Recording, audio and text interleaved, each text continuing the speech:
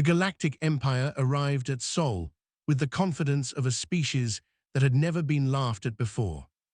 Their armada darkened space like a moving continent, spires of living metal rising from hulls kilometers long, banners of conquest projected as hard light across the void.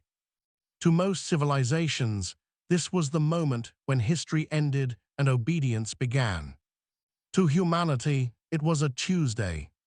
The transmission began precisely on schedule, translated instantly into every known human language. I am High Executive Raul of the Seventh Dominion, voice of the Galactic Empire. You have been observed, evaluated, and found technologically primitive. Submit peacefully, and you will be allowed to exist as a vassal species. The message carried the weight of 10,000 conquered worlds, layered with subharmonic intimidation frequencies perfected over millennia. In control rooms across Earth, Mars, Luna, and the outer colonies, humans listened in silence for several seconds. Then someone, on an open channel, snorted. Then another laughed. Then the room dissolved into full, uncontrolled laughter. Admiral Sofia Ramirez wiped tears from her eyes as she leaned back in her chair, still chuckling. "Is this a prank?" she asked between breaths. A technician shook his head, face red from trying not to laugh. "No, ma'am, they're serious. That intimidation frequency is textbook Imperial doctrine." The laughter spread faster than panic ever could. It spilled onto civilian networks, into memes, into remixed videos where the massive Imperial fleet was overlaid with circus music and blinking party lights. Within minutes, someone had subtitled the High Executor's speech with jokes about parking violations and unsolicited sales calls. From the bridge of the flagship Obsidian Mandate, High Executor Vral watched the data in growing confusion. Fear responses were expected, submission signals anticipated, frantic attempts at negotiation predicted. Instead, the humans were broadcasting laughter back at the fleet, amplified, edited, and looped. "Cease emotional output," Vral commanded, antennae stiffening. "Rebroadcast ultimatum with increased threat modifiers." The message went out again, louder, harsher, promising annihilation, orbital cleansing, and generational extinction. The human response was immediate. A single open transmission from Earth. Wait, hold on," Admiral Ramirez said, still smiling. "You crossed half the galaxy to say that. You guys really don't read local history, do you?" The Empire's analysts flagged the response as psychological instability. They failed to recognize it as something far more dangerous. Amusement. The Galactic Empire prided itself on its understanding of subject species. They catalogued fear reactions the way botanists catalogued leaves. Cowering, pleading, ritualized submission, last stands fueled by desperation. Human laughter did not fit into any category. Imperial sociologists convened emergency councils as human broadcasts multiplied. Clips of old movies showing humans charging impossible odds, laughing while doing so. Historical footage of soldiers joking under artillery fire, astronauts smiling before lethal launches, engineers laughing as machines exploded and were rebuilt stronger. The analysts grew uneasy. "This species associates humor with stress," one scholar reported, mandibles clicking nervously. "Laughter appears during moments of extreme danger." Vral dismissed it. "Delusion before collapse," he declared. On Earth, the laughter had shifted into something sharper. Military historians were already pulling up comparisons. "This is exactly like the Ultrex Combine," one officer said. "And the car siege fleets," another added. "And the 9-hour war," a third muttered. Civilians joined in, not with fear, but with enthusiasm. Forums exploded with comments like, "Oh great, another empire," and "Guys, how many times do we have to teach the galaxy this lesson?" Merchandise appeared within hours, shirts reading Galactic Empire speedrun any %. When the Empire demanded a demonstration of submission, humanity complied. They sent a single ship forward, small by Imperial standards, scarred, asymmetrical, bristling with outdated plating. Its name, translated automatically, caused confusion. "Hold my beer." The Empire assumed it was a ceremonial offering, until the ship powered up weapons systems that Imperial sensors barely understood. Not superweapons, not planet killers, but something stranger. Adaptive systems, modular reactors, redundancies stacked on redundancies. "Why does it have so many backups?" an officer asked. "Why does it need them?" another whispered. The human ship broadcast one final message, cheerful and casual. "Okay, big guys, quick demo, then we talk." Then it laughed, a recorded human laugh echoing across open space. What followed was not an attack. It was a performance. The ship dodged Imperial targeting fire with sloppy, almost lazy maneuvers, not because it was faster, but because it didn't move where logic said it should. Every hit it took only made it angrier, brighter, louder.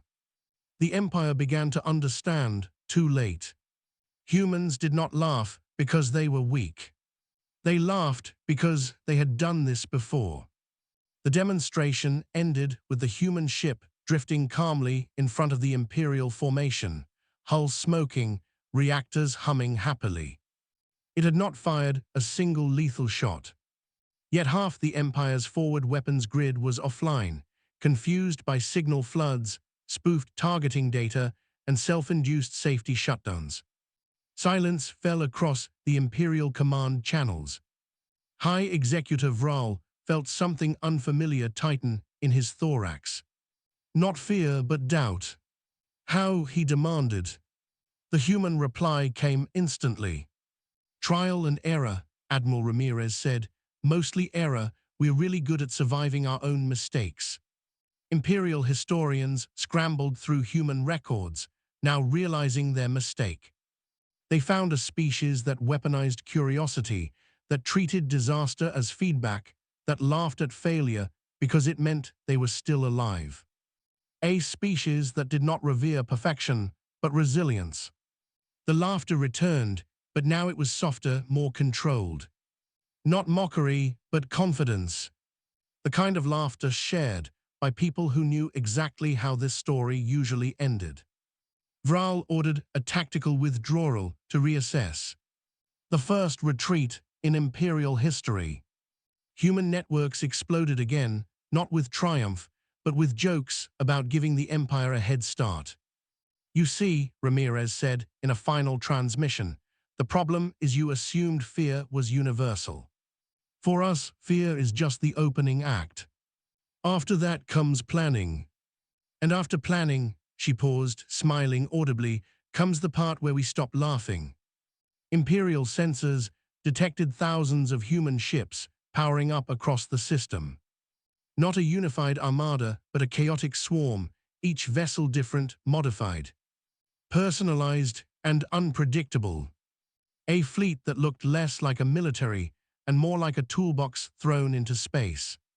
The Empire realized then that humanity did not conquer through order.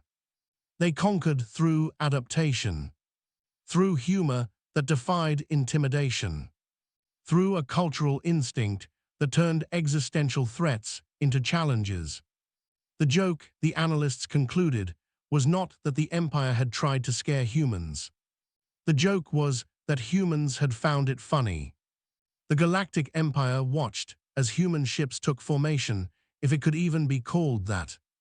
They moved like a living argument against symmetry, vessels accelerating at odd angles, dropping out of sensor range only to reappear closer.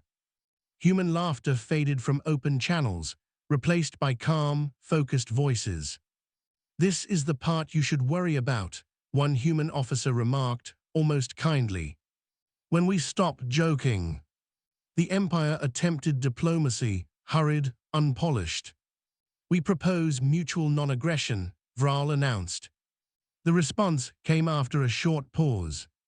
"That depends," Ramirez replied, Are you going to keep acting like you own the place? Human historians briefed their allies, species who had survived imperial rule. They shared stories of conquered worlds, erased cultures, enforced silence. The laughter that returned this time was darker, edged with resolve. Human fleets did not advance aggressively. They simply existed everywhere at once, disrupting supply lines, exposing weaknesses, demonstrating that imperial control was an illusion maintained by fear alone. And fear, humans had decided, was optional. The Empire's greatest weapon had always been inevitability. The belief that resistance was pointless. Humans shattered that belief not with terror, but with humor. By refusing to take the Empire seriously, they stripped it of its power. Within weeks, imperial vassal systems began to rebel, emboldened by the sight of humans joking in the face of annihilation. Laughter became a symbol of defiance across the galaxy. The Galactic Empire did not fall in a blaze of destruction. It unraveled quietly. Worlds stopped paying tribute, fleets refused orders, fear dissolved into skepticism. High Executive Vral would later record his final observation. Humans do not meet power with fear. They meet it with laughter, and then they rewrite the rules. Humanity did not claim the Empire's throne. They dismantled it, piece by piece, replacing domination with negotiation, intimidation with transparency. And whenever a new power rose and tried to declare itself eternal, humans would smile. Across the galaxy, a saying spread, translated into 1,000 languages. If humans laugh at you, you still have a chance. If they stop, run.